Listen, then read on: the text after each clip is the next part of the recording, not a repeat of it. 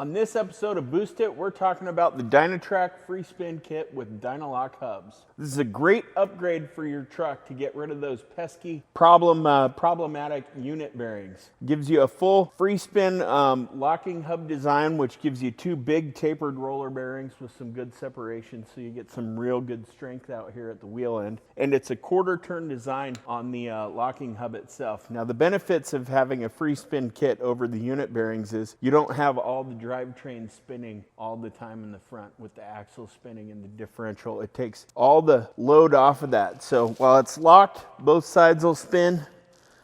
Unlock, just the hub spins, which also frees up some drag for fuel mileage. Let your money go farther. If you're looking for more information on this product, check the link in the description or visit dieselpowerproducts.com.